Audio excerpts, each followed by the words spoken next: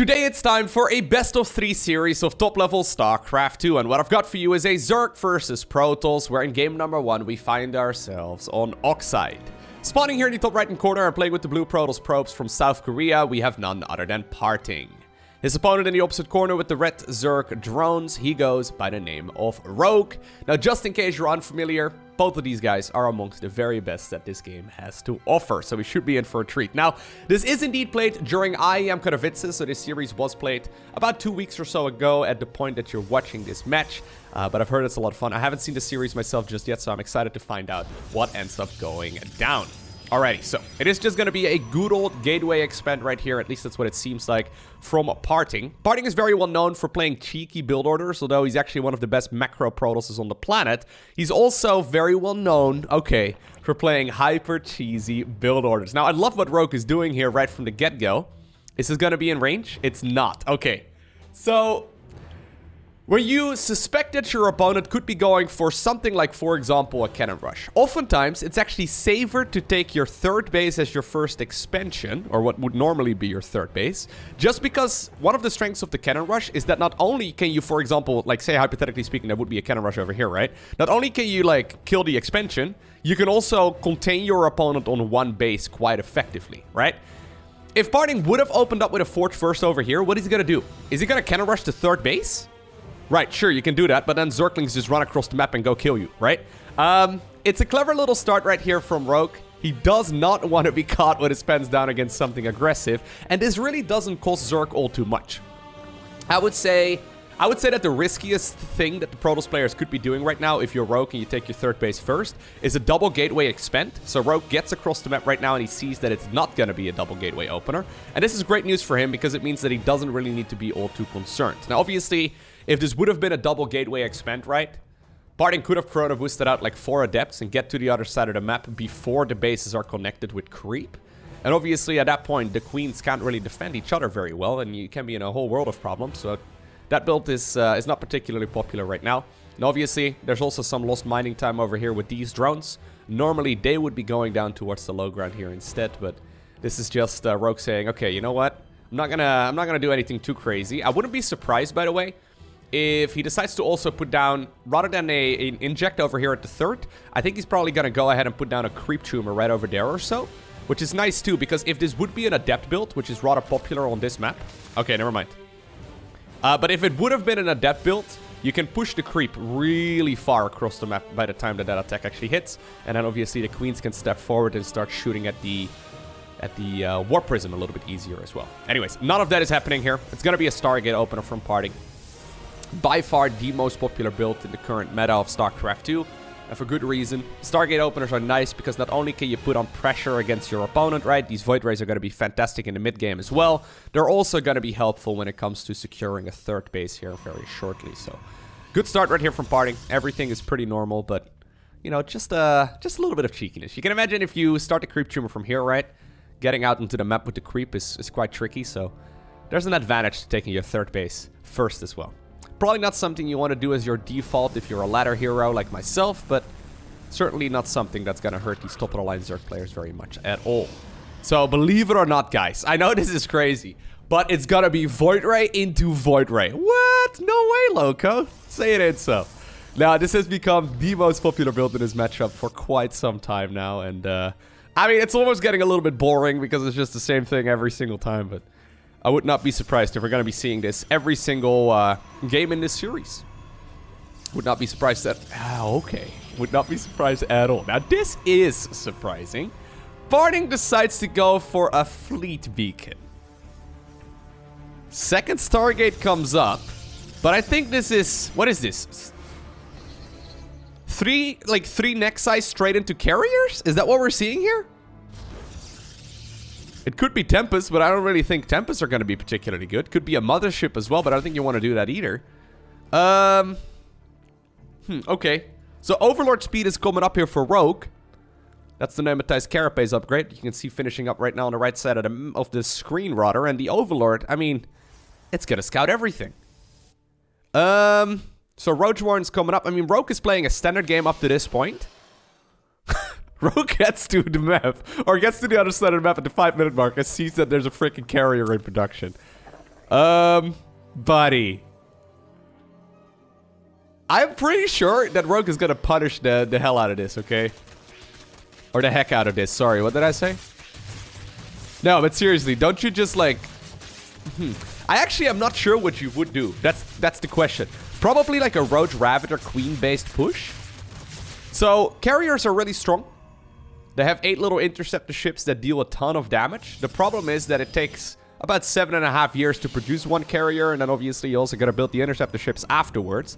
This is a gamble, especially the third base. Now, this map though, it is pretty good for Protoss in the sense that if Zerg wants to commit, they can't really just march on over through this choke point and then to the natural, right? You'd have to kill the rocks for that first and then go around. I mean, the distance is kind of awkward, so if Rogue wants to go for a push, he should probably go through this choke point over here. So he can choose to go from this position straight into the third base or the natural expansion. Oh, okay. Oh, okay. So PartinG is going carrier into Glaive Adepts. Very interesting. So, okay, let's talk about that. Zerg anti-air usually consists, and by the way, there is a drop alert coming. Zerg anti-air consists primarily of Hydralisks and Corruptors and Queens, right? Now, when you go up against carriers or double Stargate openers in general, going for Corruptors is just not a great idea because your opponent can just make Void Rays and kill them, right?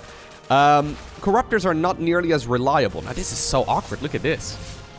All right, well, not a good start here at all for PartinG. Yeah, there's loads of queens. Good targeting, good transfuses as well, although one queen ends up going down here. This is a load of interceptor ships that are being picked off as well. Okay, they're going to be forced to back off, I think, eventually. Anyways, if you're forcing out Hydras, right, which is this kind of opener pretty much will always force out Hydras. There it is, 14 Hydralisks are coming up. Adepts can be coming up as well. Is he going to lose? No, don't lose a carrier. What? Oh my god, what? Huh? So PartinG usually is considered to be the guy with the best micro in the world when it comes to playing Protoss. That was a surprisingly sloppy engagement. Anyways, what I'm trying to get at, Hydras, bad against Adepts. There it is, guys. So this is a very complex route to go for an Adept push, is what it seems like. There's not that many roaches available just yet, but I mean, there's a couple. And there's more coming. Yeah. Yeah, no, that was... I mean, this would have been fine if you didn't lose, you know, that much. Why would you lose 2 Void Rays and a carrier there to a bunch of queens? That makes no sense. Can't even blame Ping on this one either, because obviously this is between 2 Korean players. So, Ping advantages aren't really there, because they're going to be playing on the Korean server. Anyhow, Disruptors is a follow-up. Okay, so PartinG is already thinking ahead. He's like, okay, what's my opponent going to do from here? Probably go for a big-ass Roach Hydra push, right? Just good old Roach Hydra. Nothing to be underestimated. It's very powerful in general. Now, there's one carrier harass. What is this? Yeah, okay, so Rogue is just gonna make a lot of Roaches and Ravagers right now, primarily. Disruptors can blow this up. Now, ooh, I love that. Contamination was used by one of those Overseers. It's a skill that basically shuts down the production inside of the Robo facility temporarily. Not something we normally see, but these Overseers do have more functionality than just being detectors and, well, scouting around. Battery overcharge is not to be underestimated. Okay, so I love what Rogue is doing here. Just sending a couple units forward. So he cannot... Oh my god, oh my... Oh! Well... I was gonna say, so he cannot lose everything to one Disruptor. Good start there for the defense at the very least when it comes to... What is this, man? Anyways, good start at the defense here.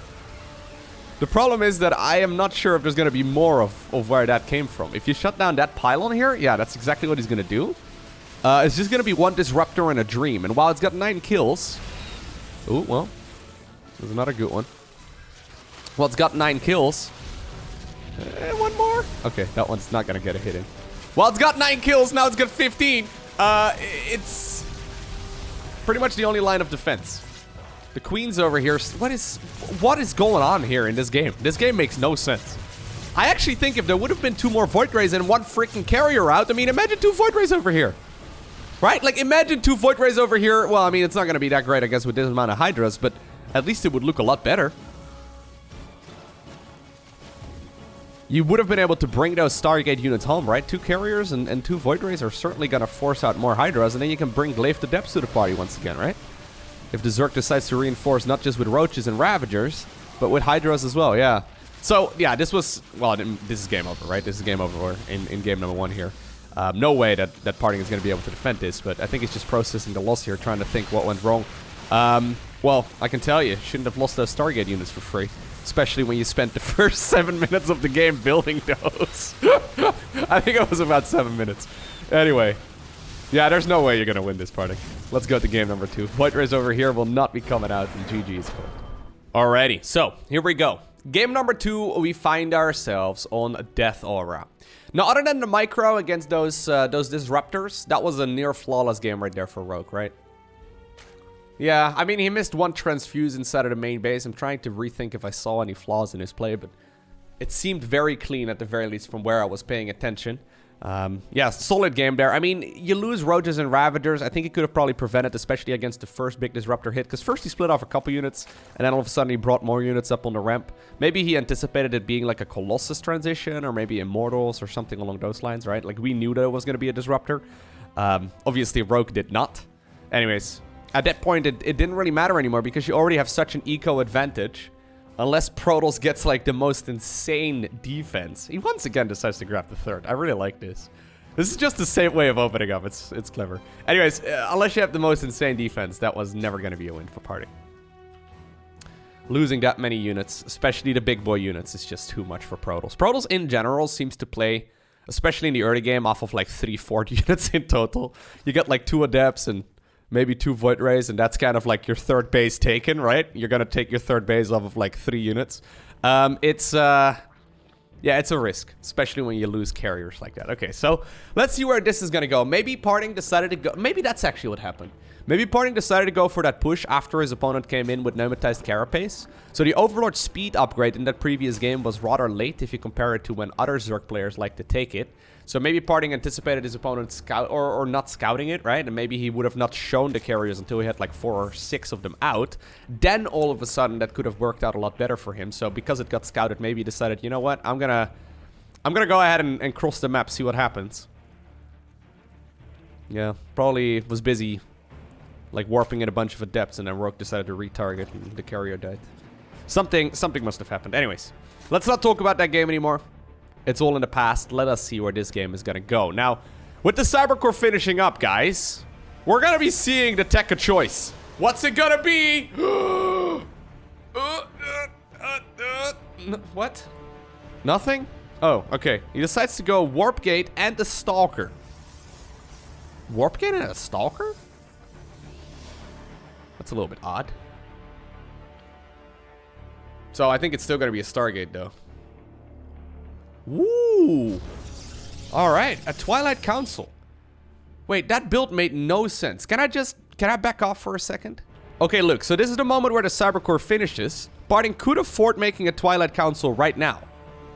Instead, he decides to go... Huh? Is this actually that new Protoss versus Zerg opener that I've heard Zerg players talk about quite a bit? It might just be, because he's got more gas. This makes very little sense, it seems like, right? Because you could have started up... Whatever it is, it's going to be delayed. And it's on purpose, right? PartinG, if he wants to go for like an Adept-based push, it's going to hit like 10 seconds later. I'm not entirely sure what the idea behind that is. Okay, so it is going to be a Robo as a follow-up as well. Yeah, I'm not sure. This is kind of odd. Maybe he would be limited. He could go into maybe a Dark Shrine here if he wants to. No, I don't think so. No, it makes no sense. What is it going to be? Okay, it is going to be Glaives. So maybe he would be limited by the Robo facility anyway, and he can catch up with a Chrono Boost. I'm not entirely sure, but it seems that whenever Protoss players like to go for a Glaive-based build, they will rush out the Twilight Council and then get the Glaives going as quickly as possible. I don't want to hang on this for too much, but especially when you go for timing attacks in StarCraft 2, hitting as crisply as possible is of the absolute essence, right? Because Rogue, look at this, that's a very quick Roach Warren. He is not going to be taking any risks here. He has been playing a very safe game so far in general.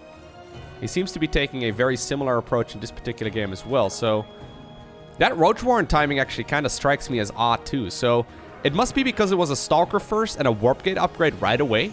He scouted that, right? So he knew that his opponent had something in store here. Normally, the timing for the Roach Warren is about 4:30. So this one started up like a full minute earlier than that, right? It's going to be finishing here. So Rogue is... Yeah, okay. He's going to scout those Adepts moving out right now. Glaives is going to finish up here. Prism is leading the way. Roaches are going to be produced. He hits a bit of a supply block. Okay, wow. He hits a very significant supply block, actually. That's a bit awkward. So this defense would have been absolutely perfect, and it might still be, though. But yeah, these Overlords are too late. You're supposed to produce like 8 Overlords here. Or sorry, 8 Roaches here. Instead, now he's going to follow up with Roaches. Or sorry, with more Zerglings. I think the defense is still done. Yeah, so this is a weird early game from both of these, to be honest, though. So here comes the Adept Warp in.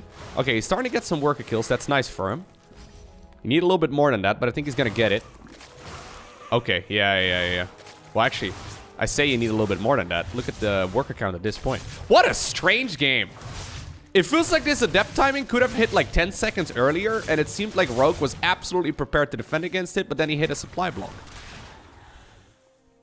This is what the European pro gamers call a clown fiesta, if I'm not mistaken. Whenever the European pros talk about StarCraft 2, they'll pretty much always talk about how their strategies are better than the Koreans. And I feel like this early game here is kind of giving you at least somewhat of an example of what's going on here, right? Like there's, even though the Koreans overall rather, are more successful in StarCraft, there's no denying that this was not as clean as it could have been from both. Unless I missed something really obvious. So I know, okay, so what I said earlier, I know there's a new build order going around right now in the Protoss versus Zerg early game, where basically Protoss players get their Nexus slightly quicker and the second gas at a different timing. So maybe that's what this was as well, and maybe that explains why the timings there for PartinG just barely didn't line up. Either way, I've got no explanation for the supply block, though. Rogue, by the way, in case you're unfamiliar, the man has earned, like, I don't know, like $900,000 or something over the years in tournament earnings. He's close to $1 million anyway. Well, if you consider like $100,000 or so off, close enough. It depends on your definition. So you can see even these top of the line rogues of the world, right? Even the top of the line pro gamers, they're still humans. This is a bit of a strange concept because sometimes they seem, no longer mere mortals, but this is not the cleanest of games here by Rogue. Come on. I can't spread them for you, Rogue. Come on now, dude. There we go. Hey. All right. Disruptor drop here as a follow-up from PartinG. We are, by the way, just stabilizing here, but certainly with a Protoss advantage. So the push that Protoss was dealing with in the previous game is not going to be a good option in this particular one, I don't think. This map, in the first place, already creates like an easier area to defend, especially when you take the third over here. The choke point over here is rather tight as well, so... I mean, he is making a lot of roaches, so maybe he wants to go for an all-out assault, or maybe he's just doing it until this fourth base is done. Nevertheless, you can imagine here that attacking on a map like this is not easily done. Now, one thing that I do really like about PartinG's setup, though, is that for once we don't actually see a Stargate opener, so this whole transition of his is going to go straight into Robo, with now a Forge coming up here as well. He's going to go into upgrades in the Twilight Council. This is like a breath of fresh air. We saw the same, actually, from Zest versus Raynor, right, in the Grand Finals. In case you didn't see that video, I'll go ahead and post a link to it down below in the description of this one. We saw like a variety in build orders, and I like it a lot because I feel like every single European player right now is just doing the same build over and over and over again, and that's double Stargate Void Ray. And it's just, not as exciting. This is cool. This is something that we have seen many times over the years in StarCraft. It didn't get nerfed or anything. Okay. Oh, good splits. Good split. Here comes the Zerg army as well from the back, but Disruptor gonna be able to pick off a couple of those units relatively easily. Stalkers, though, decide to just jump straight on top of all of the Roaches and Ravagers here on the right side of the screen. Force Fields cut off some of the reinforcements. Prism, though, will be sniped with those corrosive biles, but at the cost of a massive amount of army. Force Fields, though, no longer available here. Maybe 1 or 2, but PartinG is very good when it comes to his Blink Stalker control, as I'm sure you are aware. Zerg reinforcements, though, just about to spawn, and I've got a feeling that PartinG may very well be overstaying his welcome here for a little bit. Stalker should be able to go home relatively easily. They can always blink over the rocks as well. There's a lot of roaches spawning here. Yeah, with the prism gone, it kind of shuts down the push. Another prism will be produced, but next push here from PartinG will be off of 4 Nexi instead. Great scenario for the Protoss player to be in, though. Now, I really like what he's doing here. So, if you would have told me that this game was played in 2019, I mean, other than the map, I probably would have believed you. This feels like a bit of an old school game. He decides to go now for a second Robo as a follow-up, rather than once again that Stargate. So he's gonna stick around on a ground-based army. The thing is, Zerg players know how to deal with ground-based armies. There's a lot of different options in which Zerg can deal with ground-based armies. Back in the day, we used to see a lot of Brute Lord openers, but Brute Lords not very popular anymore in the current meta. I mean, they're just not as powerful, especially not when your opponent is going heavy Blink Stalker. But I would not be surprised at all if after this Hydra Den, we're going to be seeing a Lurker Den, right? Lurkers are absolutely phenomenal, especially now with the Hive already coming up. Going to be able to get those upgrades for the Lurkers right away. There it is. Hydra Den finishes straight into the Lurker Den. Okay, that makes a lot of sense to me. PartinG now in the driver's seat of this particular game. He's going for a lot of disruptors. So the only downside of going disruptors, and this is a pretty nice catch actually. Ooh, PartinG. Do you have enough to actually get your stalkers home?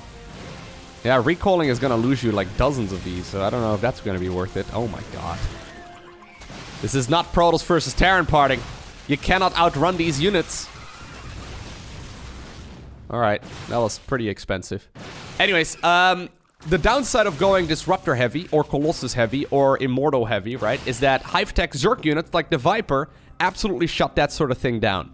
So Hydra Lurker Viper is a phenomenal unit composition against someone going Robo-based, because if you abduct the Disruptor while it's using its Purification Nova ability, right, when it's like distributing, I guess, the blast zone, right, the little mini nuke, if you abduct it while that's going on with a Viper, well, there they are coming, the ability is shut down and cancelled. And obviously the Disruptor is going to be pulled in, which is absolutely massive. I don't see this 5th base finishing up, though. I don't think so, buddy. Nah.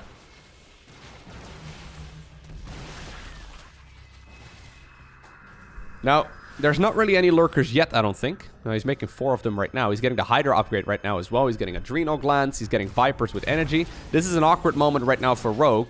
He's just about to be in a beautiful defensive position, but he's not there yet. So he's posturing right now, right? Yeah, just retakes the base as if he's got a big army. He doesn't. This is him pretending like he's a strong boy, but he's not that strong yet, okay? He really wants to finish up those upgrades, and he is going to be able to do so in just a couple seconds' time. Disruptors actually end up getting, forcing the council right there on a couple of those Hydras that were morphing into Lurkers as well. Once again, more Disruptors are being thrown forward. It's going to soften up those Lurkers quite a bit. Here come the Vipers, though. Vipers do have their abduction ability available. Yoink!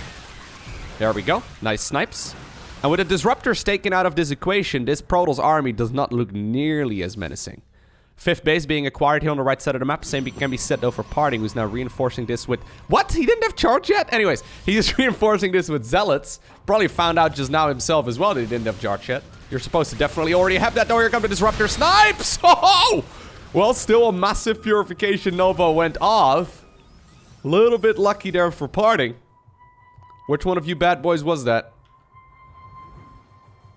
Did it? Wait, what? Wait, which one was it? Alright, so here's the fight. There's 2 Disruptors that are using Purification Nova right away. Ah, okay. So there's one over here in the back, and there's also one over here in the front. So the one in the front gets popped right away, right? So that one's cancelled, but there's still another one here in the back. Oof, that picked up 12 kills. I barely saw that one as well. I had to rewatch that fight a couple times before I figured out exactly what went down there. Guess you can't judge Rogue too harshly over there. When you have the Disruptor like hunkering down, right? It like keeps all of the blades close to its body or whatever. I don't know. Does it even have a body? I don't know how this works. Maybe it's just a machine. Either way, no cancel on that one. Either way, it can be difficult to spot it when it's walking around with a couple of those stalkers pushing it as well. Normally it can't maneuver around, but when the stalkers are surrounding it and the stalkers are moving, they push around the disruptor as well, so it's difficult to spot. Anyways, base over here got cancelled by those zealots. So, despite the fact that that fight wasn't ideal there for PartinG, he is the one who's now on 5 bases. Yeah, he's going to finish up that 5th Nexus at the 12 o'clock position here very soon. Once again, disruptors are moving forward. Oh, okay, good abductions, I suppose, but the zealots over here were cleaned up as well. All right, nah, I think that this is still okay right now for the Zerg. Anyways, whenever Protoss is ahead in bases, and once again, zealots coming in from the left, this is fantastic. While the Zerg army is occupied dealing with the main, the main bulk of the Protoss force, another hatchery did not get cancelled there in time. So I was talking earlier about how usually it's Protoss, right, who's the one. Oof, that's a bit unfortunate. Normally it's Protoss who's the one who's, you know, sitting back and trying to defend. Right now it's Zerg. Transitioning towards the Blink Stalkers was really clever, because it makes you very mobile. Assuming you micro it well, that is, right? It's very easy to accidentally blow up all of your own units, I suppose. Ooh, if those Vipers get sniped, that would be an absolute disaster here for the Zerg. Okay, so he's trying to set up a surround, but guess what? Bye-bye. Okay, so this is starting to become an issue, though, for Rogue. He really needs to grab another base. As we know, the reason for that is because Zerg doesn't trade very efficiently in the late game. Now, I think we can say that there's a bit of an exception with an army like this. Zerg usually doesn't trade very efficiently, but Stalkers are by no means cheap units. They're actually really pricey. And Hydra Lurker Viper actually is rather efficient, all things considered. Much more so than Ling Bane. So, even though he's behind in... Oh my god, massive storms go down, though. Even though he's behind in economy, it's not the end of the world, necessarily. This is so weird, though. Look at the Zealots. This is like a Zergling run by right now, instead of the Zerg's natural, right? Doesn't it feel like that? He's at 84 workers, Protoss that is, versus 67 of the Zerg? It's like a Zerg player cosplaying as a Protoss and a Protoss player cosplaying as a Zerg right now.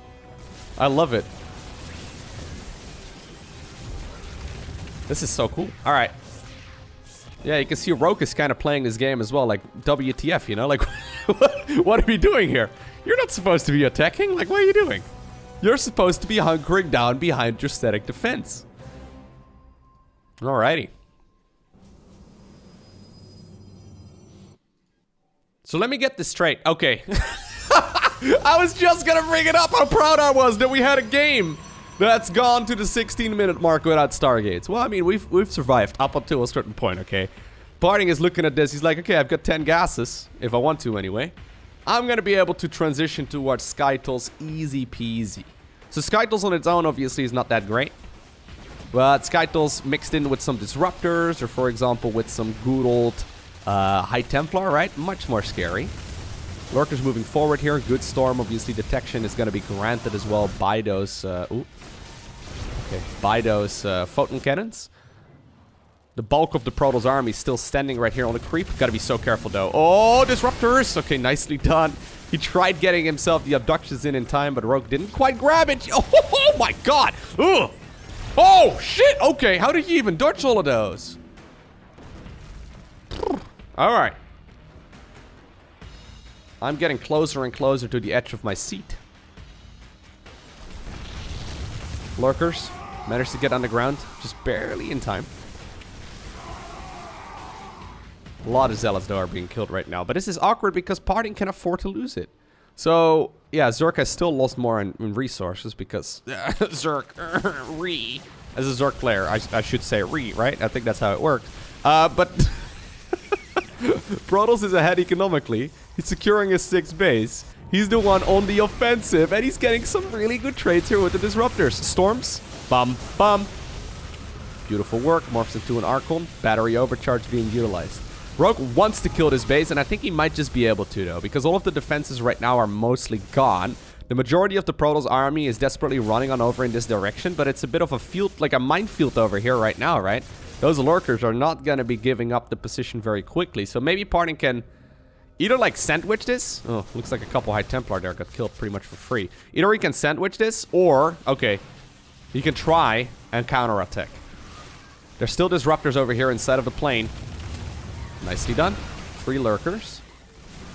I say free, but a couple stalkers here end up going down as well. 22 Zerg or Zerg drones though got killed there. The Nexus up north is gone, but it's almost as if PartinG anticipated that because those probes can just move on over towards the left as soon as he has the APM to rally those units around again. Well, I feel like that Nexus might be a little bit ambitious, huh? Okay, lurkers managed to get into a good position though. Well, I say that, it seems like a good position to me. A lot of those zealots getting picked off for free, but oh, disruptors coming in from the back. Once again, big explosion. Still though, yeah, PartinG all of a sudden finds himself with a significantly lower supply count. Realized all of a sudden that he wasn't playing Zerg all along, and that he actually does need to have some time to produce his units. Right? Zerg in these kind of scenarios with a bank like that would immediately be able to empty it, but Protoss does not have that luxury. So if PartinG finally, or sorry, Rogue finally catches a bit of a break, but it's a break between like apostrophes, you know? It's like written in italics because you need to read like the footnote in order to figure out if he actually caught a break, because normally we say that whenever Zerg has got the economical advantage, and sure, he secured another base over here on, I guess, the 3 o'clock position of the map, but Protoss already has theirs as well. He's got a lot of workers over there. So static defense was spotted, so Rogue knows that there is an expansion in that location, but this is kind of neat. So where are you going to expand to next? Maybe up here? That's the Zerg? Where's Protoss going to go? He can try and retake that expansion, but he can definitely head on over towards that location too. That's going to be even more so in the face of the Zerg. So we saw the double Stargates, by the way, but no time yet to transition into anything else. Just Brenda, man. Oh, well, I was going to say Brenda can survive one of those hits, but then she got picked off by the Stalkers. Look at the cost efficiency of the Zerg army. Yeah. Alrighty. Not something we normally see, but then again, the way PartinG plays is not something we normally see.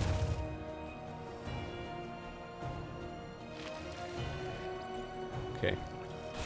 So what PartinG is trying to do right now is what normally Zerg players do. He's keeping track of where the Protoss player is going to be expanding to next, or where the Zerg player rather is going to be expanding to next. And he's trying to make sure that the bases won't be acquired in the same way. Look at this hit squad. There's Stalkers and a freaking Observer. That's so awkward. It worked though. I guess that's worth it, right? Like, since he's got more eco, I think that's fine. Zealots over here. Well, if you guys are done taking your nap. Psst, hey, boys. Boys, there's a base. Zerg, in the meantime, is moving on over here as well. He got some good disruption hits, or, well, some abductions, rather, on the disruptors. I feel like the Zealots need to be used for the counterattack, but yeah, he's desperately scrambling right now to get his army back in the right spot. Good storms, though, are going down. One High Templar sadly scooting a little bit too far forward, and right now the Zealots that were meant for the counterattack are coming in from the flank. Well, I think that's fine. Yeah, I think that's fine for PartinG here. Nicely done. Man, what a crazy game. This is sick. Normally, these long games of ZVP are always based around Stargate. I think this is the first time that we have watched like a... This must be the first time in like months where I've seen a 22+ minute long game of ZVP with not a single Stargate unit. That's awesome. Like, my main criticism, I guess, of the matchup is that it feels very passive.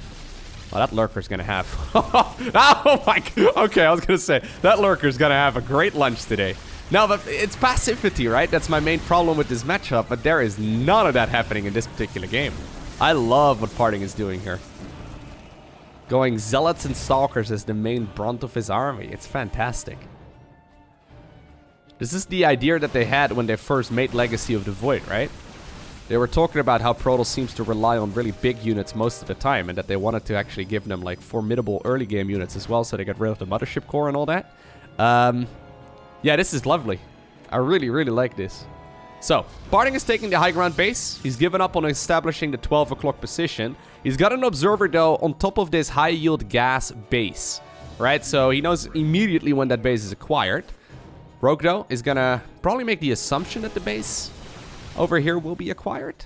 Observer is locating, or positioning rather, over there as well, so he sees everything that's happening. Okay, so this is an important counterattack from Rogue. Even though the base over here will be killed. It's not great. No, it's not great. If it would have also been a free Protoss place at the, or the free Protoss base at the same time though, that would have been an absolute disaster. So wait, is PartinG winning this off of mostly Stalkers, Zealots, and Disruptors? Mostly Stalkers and Zealots, really. How many have we seen go down? Over 100. Almost 100 Stalkers as well. That's so sick. Look at that. Huh? 45 Lurkers. What in the world? Hey guys, I'm a Zealot. Hey guys, I'm totally a Zealot. I was with Wiki when I sat next to you in class, remember? The Changeling. Desperately pretending to know how to behave as a Protoss unit.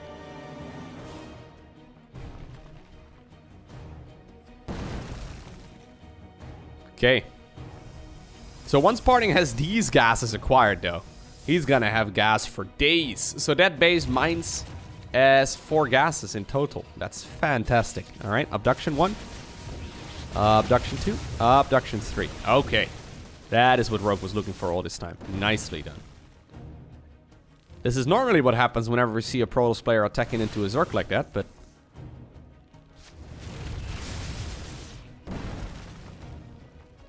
Zealots once again up north.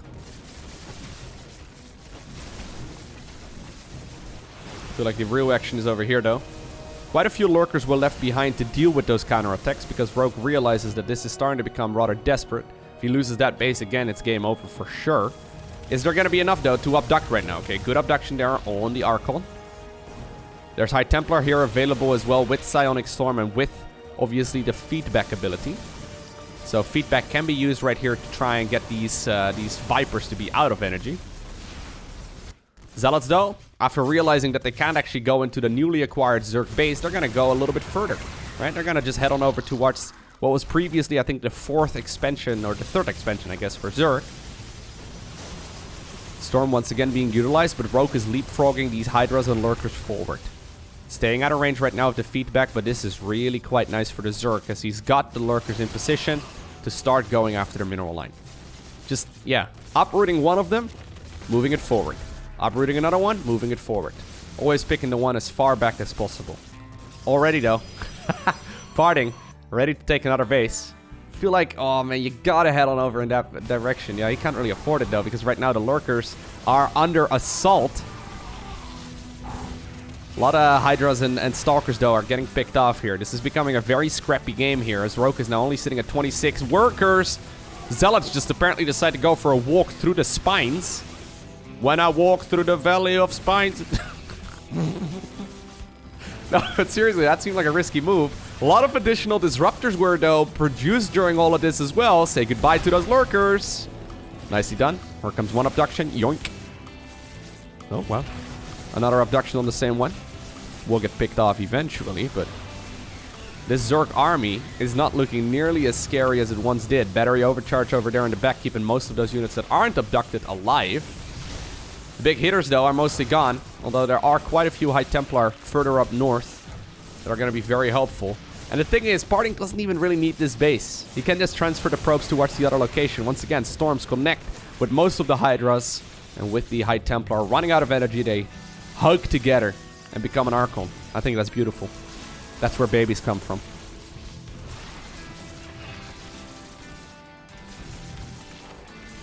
Now, I'm looking at this, and there's a new expansion being taken right now by Rogue, but this is looking a little dicey. Okay, new probes heading on over to the 12 o'clock position.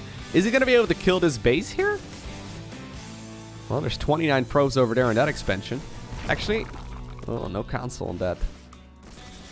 I was going to say, like, even though this looks like a massive advantage for Protoss, that's because it is, but it's not as big as the supply count would tell you. One Viper got picked off. These Vipers are absolutely critical, by the way. Here comes another Disruptor. Not close enough. Abduction on those. Oh my god. If Rogue can do this, that would be absolutely insane. So no council on that base actually hurt him quite a bit because that was basically his entire piggy bank that he just smashed and got nothing for in return. Well, apparently this is the moment where PartinG decides to pull the trigger. He's had enough. There's an observer flying forward right now as well that's going to give him all of the detection that he needs to pick off all of those lurkers. There's only a couple lurkers that remain. And with the lurkers gone out of the equation, the Hydras get picked off. And there it is. A 28-minute long game of Protoss versus Zerg without a Stargate unit. What? Alrighty, and there we go. The final map in today's Best-of-3 series will be Romanticide. Cool. Very fun series so far, right? So we had that crazy Stargate opener in game number 1, and then the complete lack of Stargates. Well, I mean, we saw Stargates, but the complete lack of using them in game number 2 because he didn't need them. That was really fun. I really wish we would see rather more of that type of StarCraft. That was an awesome game. Really, really cool match right there. Played by PartinG in particular. It seemed like Rogue wasn't entirely sure how to defend against that sort of thing either, right? That was pretty sick. Okay, so what exactly are we going to be seeing on Romanticide? Romanticide, in general, it's considered to be a pretty even map. I'm not entirely sure what the exact statistics are for the Zerg versus Protoss matchup. Once again, it looks like we're going to see the third base taken as the very first expansion here from Rogue. PartinG, usually the one who's considered to be a bit of a trickster, showed us what his actual skills are like in game 2. No other Protoss player could really play that. I mean, especially after that micro in game number 1, right? I said I wasn't going to talk about it anymore, but my god. That was not ideal. Anyways, he's going to get into the main base right now. You will see that once again, that was, I think, an 18 gas and a 17 spawning pool, so this is going to give him pretty much all the intel that he needs. Apparently, Rogue has had enough of his mineral lines being messed with. He decides to chase around the probe here for at least a little bit. So there's indeed that quick nexus on the low ground, and then the double gas is the follow-up.